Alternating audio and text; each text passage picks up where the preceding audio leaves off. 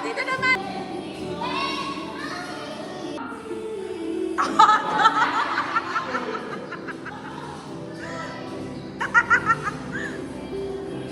Wow! Naya, go!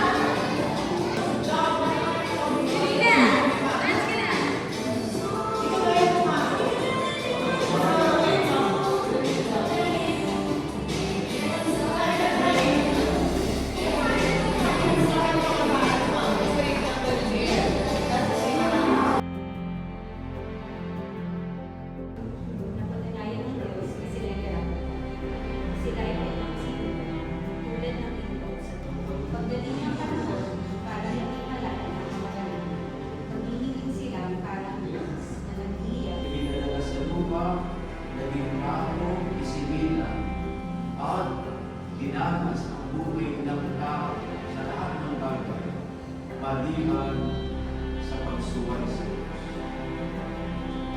Ay paano ipapagpuli sa atin ang katotohanan ng isa pang uri ng buhay, buhay na walang hanggan.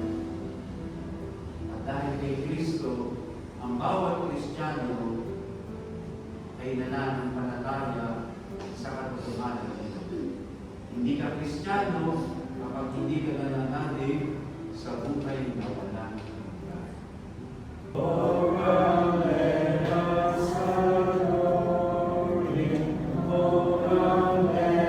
When, pero lang natin, bago natin makamit ang buhay na walang hanggan, dapat meron tayong partisipasyon. Kailangan natin hanapin ito. Kailangan natin unawain ito. At kailangan natin isabuhay ito. Upang ang iyong mga biglaan dahil sa sakuna, karamdaman at tigmaan, may makamit ng kapahakilaan. Walang hanggan, nanalangin tayo sa Panginoon. Panginoon, makayo kami iyong hingin. Yung pamilya mo na, mga anak,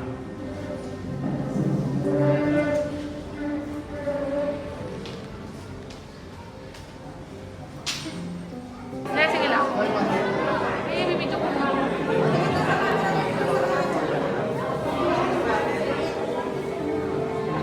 Okay na, okay na.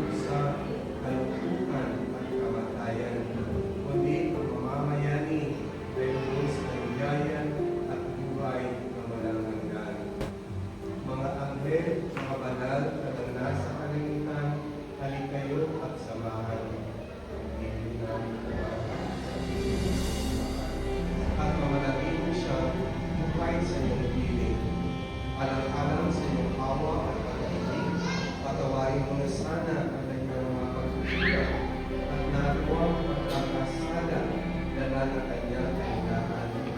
Manatili nawa siya maligaya sa iyong piling, kasama ng iyong anak at ng Espiritu Santo, magpasawalang hanggan. Paalam sa iyo, kapatid na umanaw, mapasapiling kaluwag ng buong may kapal, ang pagpapalo ng Diyos sa pagpapatuloy mo, sa ngalan ng Ama, ng Espiritu Santo. Sa paradiso, makikita mo tayo, samahan ka ng mga santo, kahit na may natutunan, tayo rin ay magsasama upang lagi tayo lumigaya sa piling ng Diyos Ama. Sumainyo ang Panginoon. Pagpalain kayo ng makapangyarihang Diyos, Ama, Anak, at Espiritu Santo.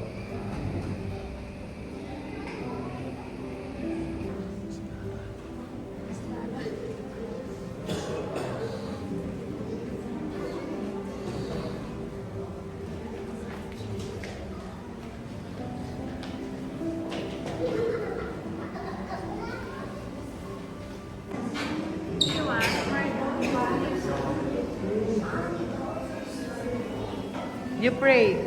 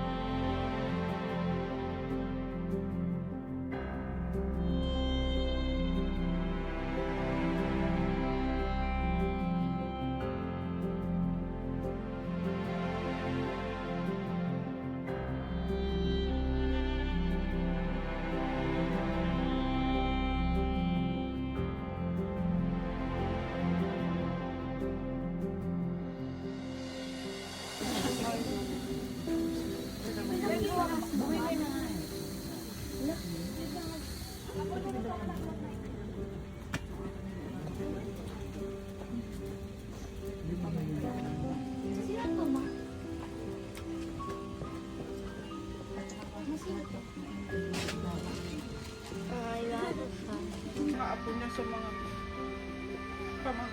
pamangkin ko. Titingnan lang niya yung sa... On and also give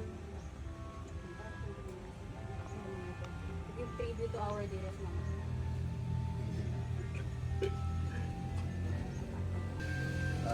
Si mama kasi,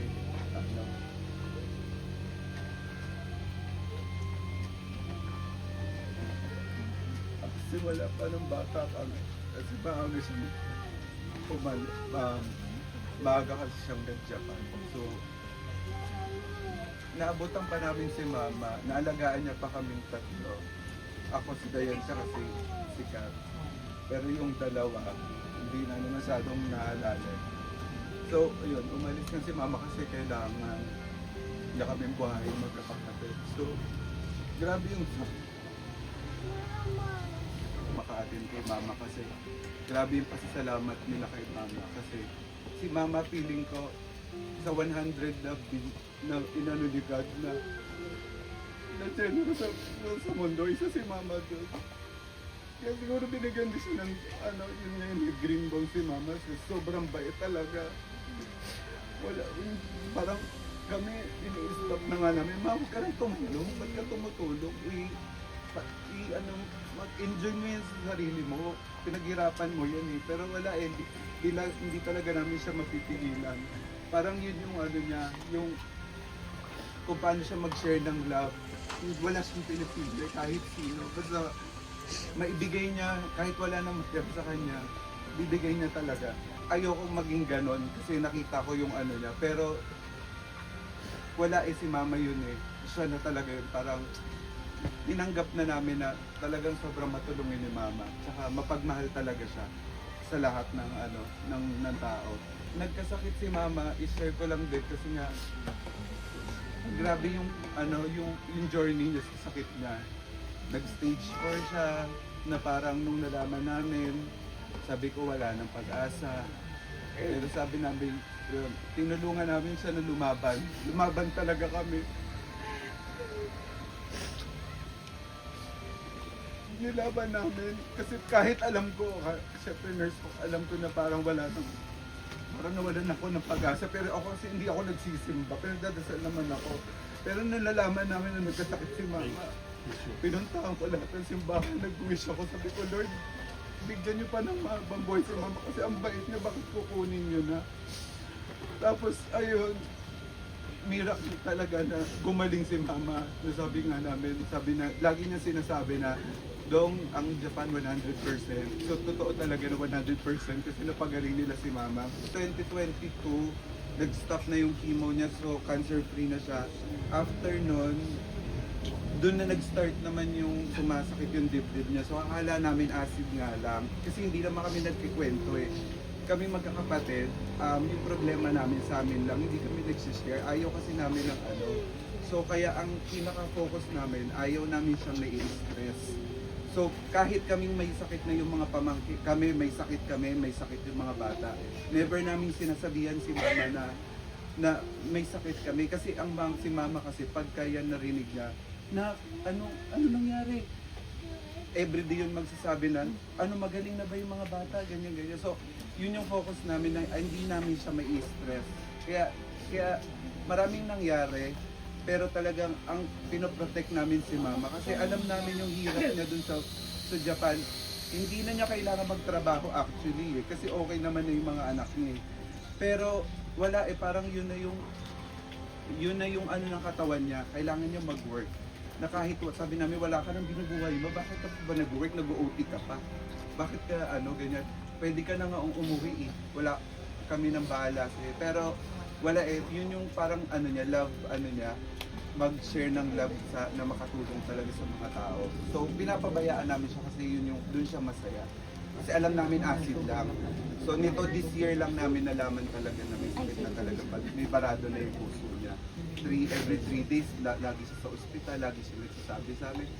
Tapos yun, pag nag-FaceTime kami, yung mga kapatid ko takot na din talagang pag sumagot sila baka hindi namin alam kung ano na mangyayari. Pero ako kasi, nag-FaceTime kami for 4 hours.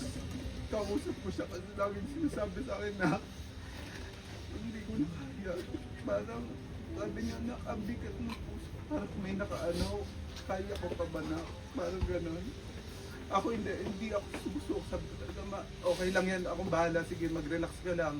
Kahit kausap ko siya ng 4 hours straight, talagang sinatsaga ako talaga yun kasi siyempre ang sakit sa akin. Hindi ko man sinasabi sa kanya na lang, inaano ko siya, nire-relax ko siya kasi parang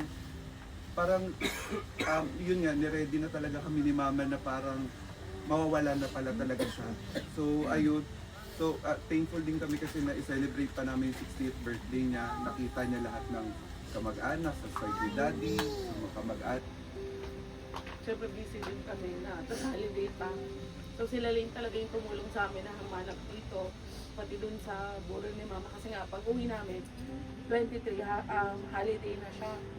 So wala na talagang oras. So wala kaming tulog. Talagang pumunta kami sa lahat. Kaya yung mga nag-message sa amin na kung ano nangyari kay mama. Siyempre parang kami, kung kayo sumama yung loob niyo sa amin na hindi kami sumasagot. Kasi kami sa mga magkakapatid, di pa nga namin ma-process yung feelings namin eh. So syempre, kaya sabi namin si Kuya Jun na lang yung sumagot. Kasi hindi talaga namin kaya. Syempre, kahit sino naman. Pag nawala ka ng nanay, parang mabagsak talaga yung mundo mo. Kasi ayaw namin siyang mawala eh. Never namin inisip na mawawala siya kahit na ganyan yung nangyari. Kaya nga lahat ng tao di mo nagulat na bakit nagkaganon si mama, bakit ganyan. Malakas naman siya, ganun. Kasi kinikimkim nga lang namin. Ayaw kasi namin yung sasabihin namin sa mga tao kasi mama mag-isa lang sa bahay tapos puro malulungkot lang yung maririnig niya. Siyempre ayaw namin yun. Kailangan si mama lagi lang yung okay siya, ganun. Kaya lagi nga sinasabi niya sa mga kaibigan niya na mag-ingat kayo, mahirap magkasakit. Ganun. Kaya sobrang thank you sa lahat ng pumunta at nakiramay ngayon. Siyempre, mahal na mahal din kayo ni Mama. Kasi kami, kahit mga anak kami, grabe yung pagmamahal niya sa amin. Pero grabe rin yung pagmamahal niya dun sa mga mag-anak niya lahat. Kahit sino, ganun siya bait. Ultimo yung guard, yung mga yaya namin. Lahat yan, may pasalubong. Alam niyo yan, pag nagbabak si Mama, lahat kayo, gusto niya magbibigay talaga siya kasi ganun siya kapag mapagmahal. Kaya nga dun sa Japan, medyo nalungkot din kami kasi nung last day gusto nilang makita yung earn ni Mama kasi malayo yung pinagburulan niya. Pero naintindihan din naman nila. Kaya ngayon, thank you sa mga pumunta na nakiramay kay Mama. Tsaka alam niyang mahal na mahal niya. Ano may kawalan to?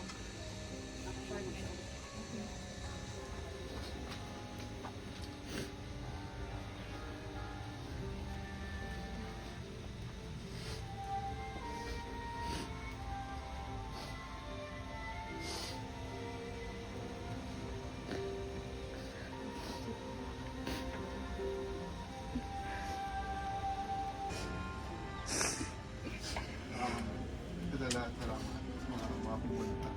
And siguro ngayon ko lang sasabihin. Yung last na panunuan namin ni Mama, tapos nabanggit niya yung mga kapatid ko. Hindi ko alam kung bakit. Si Dayan, si Endong, si Kat, si Aiko. Ipapasalamat siya.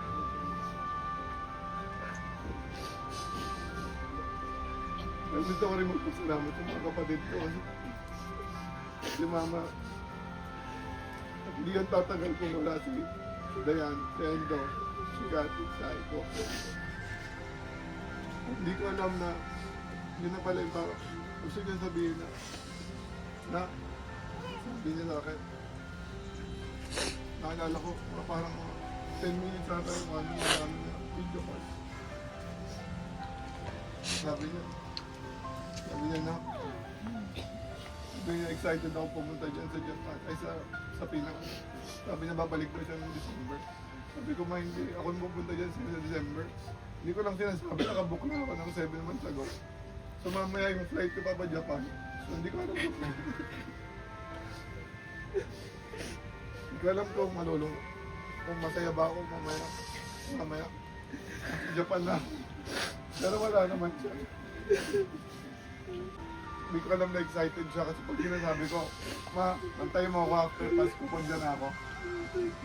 Hindi ko lang sinasabi yung date, pero pag sinasabi niya pala sa ibang tao, na-excite siya, pero sa akin, hindi ko nakikita yung excitement na, sige na. Pero kasi nung last na punta ko, sobrang excited siya, tumatalon siya. Pero ngayon, hindi talaga.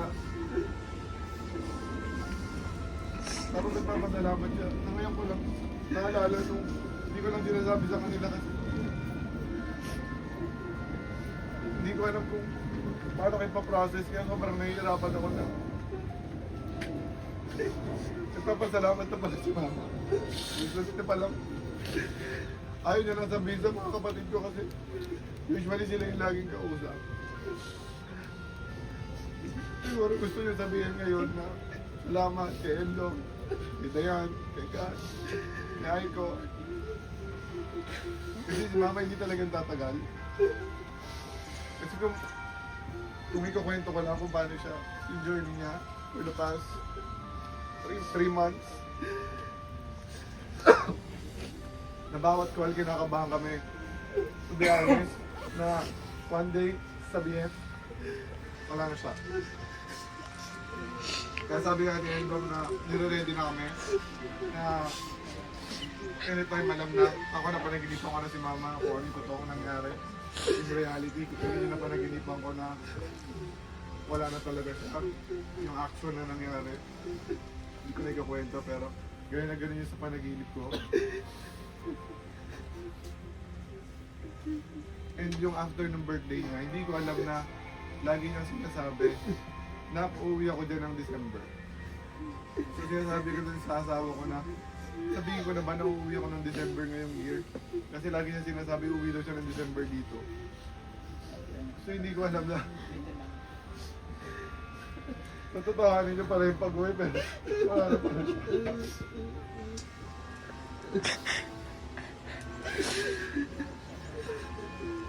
Naasar pa namin siya na mawag muna kayo umuwi. Kasi magastos. Kasi nga magastos yung ginawa namin 60th birthday niya. Pero sabi niya, hindi, uwi ako dyan na. Sinasabi niya sa akin. So ngayon, sobra akong nalulungkot na hindi ko matanggap. Sino ba lang matatanggap? Kasi today sana, nag-alam kami ng 15 days sa kanya, walang agenda. May kotse, at lahat. Papasag na lahat para sa kanya itong trip na to. Pero hindi ko alam kung paano siya ipaprocess pag nandun ako sa Japan ulit. Tapos hindi ko pa alam bakit nung bago siya operahan, history record ko yung last na usap namin. So, parang pinaparamdam niya na talaga na ito na yung parang last na ano natin na one-on-one. Kasi nung mga past week niya, hindi niya na kami kinakausap kasi ayaw niya paalam. Siguro yung last message ko for mama is salamat kasi napalaki mo kami ng maayos. Nandiyan ka, wala. Kaya na namin tumayo ng kami lang. Kami na lang yung bahala dito. Wala ka man na nandyan. Kami na bahala dito. Kasi yan naman yung lagi mong hindi. Sabi mo anong last message mo.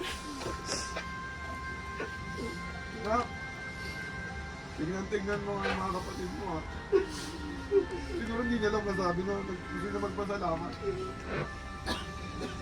Kasi sa akin nasasabi na minsan, ito nga yung nararamdaman niya. Gusto niya magpasalamat pero hindi niya masabi. Sa lahat ng ginawa ng mga kapatid ko din. Lagi niya sinasabi, sana mawala na to. Sabi niya gusto niyang gumaling. Gusto niya nga daw makita yung buong pamilya dito sa Pinas. Nilibot pa daw niya ako doon. Salamat ma, kasi sobrang pagmamahal na ginawa mo sa amin. Wala pa ata.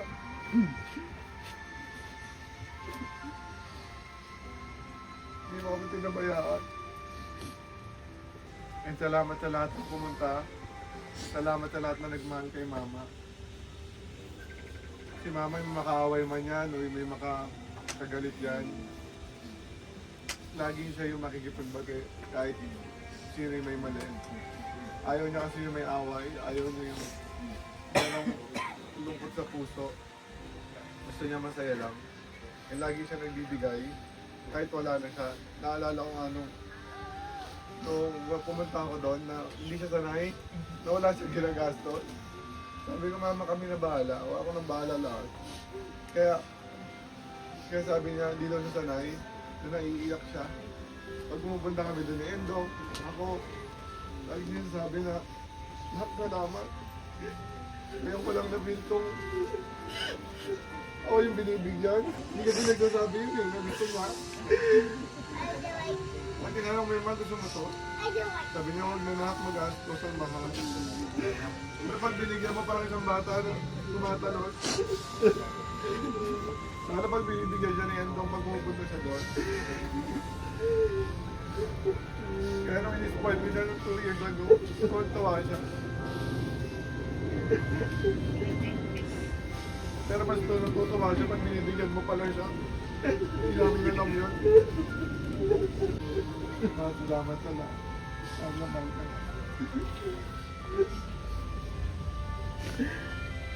Ate Kat.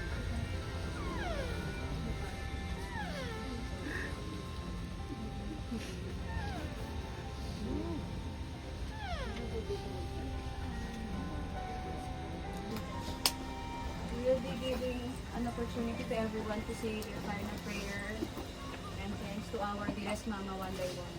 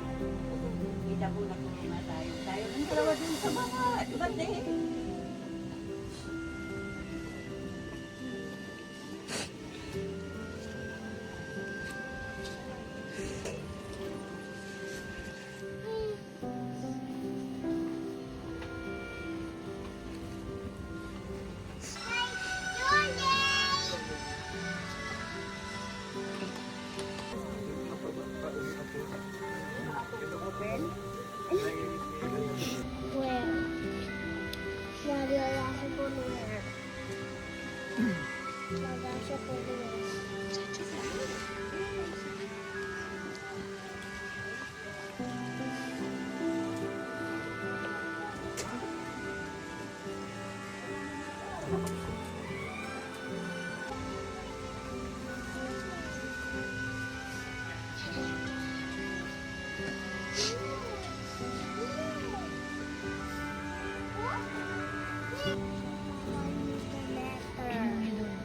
You just need to say, Mommy. Just say your message.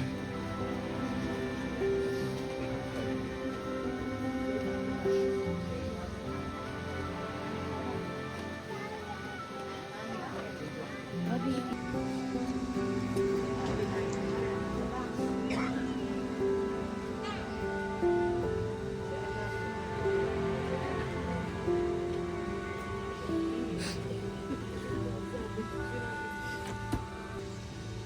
Tami, you're next, ah. Just say thank you. I love you.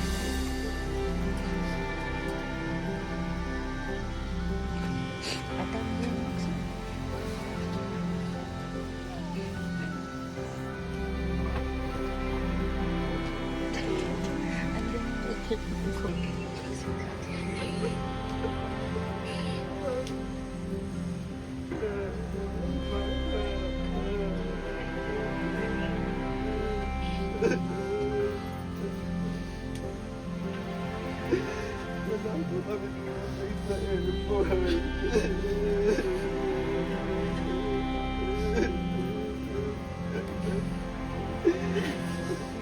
makakapagod ang amo.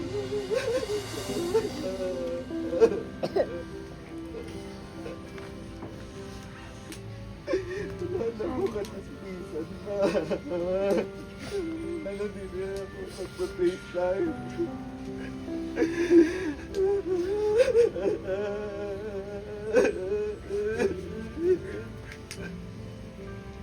Hindi na kita matasawagin man.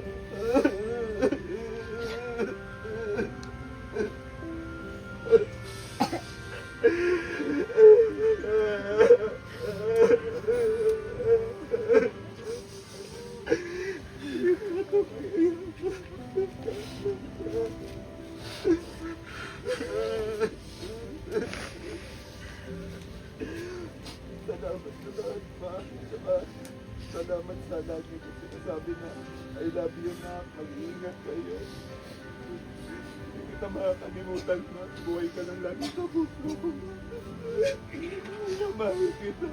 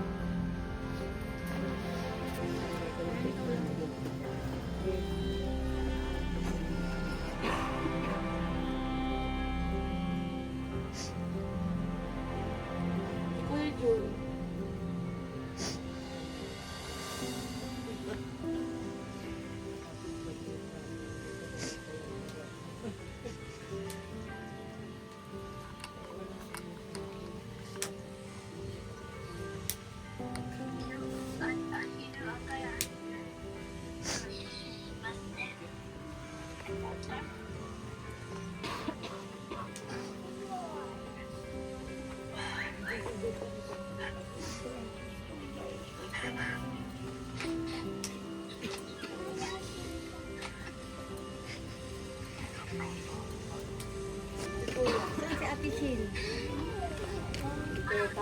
Si Tita tawag ka na. Ate Kat tawag ka.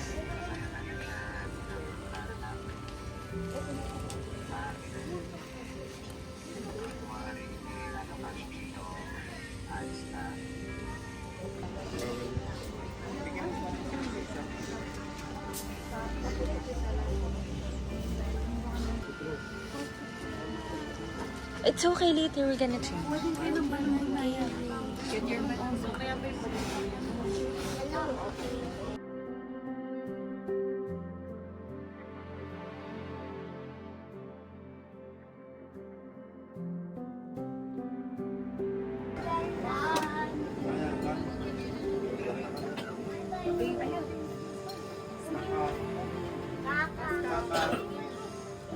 Dito naman sa gilid, sobrang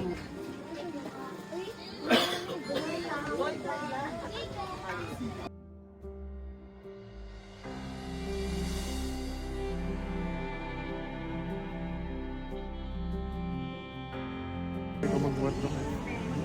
Yun na, ikaw naman. Pero nagbuhat. Bye, mama. Bye, mama.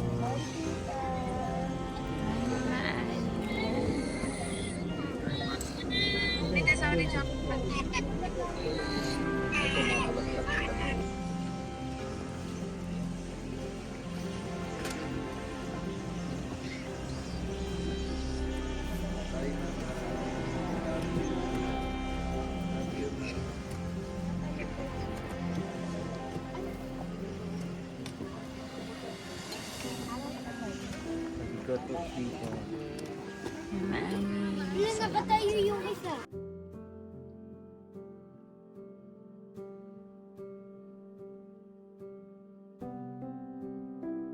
Letters sa mga panat. Oo, nandiyan na.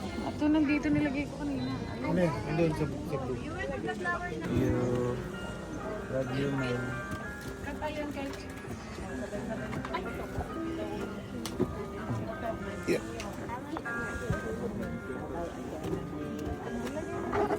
Ilan nakatayo yung isa? Kami. Picture mo muna si Kami. Harap dito. Put there. Put flower. Throw it. Yay! Bye, Mama Ani. Ba't si Kara wala? Sila muna. Bye, Mama Ani. I love you. Ay. Wait lang, tas lapit ko. Oh, mamaya ka ma. Bye-bye.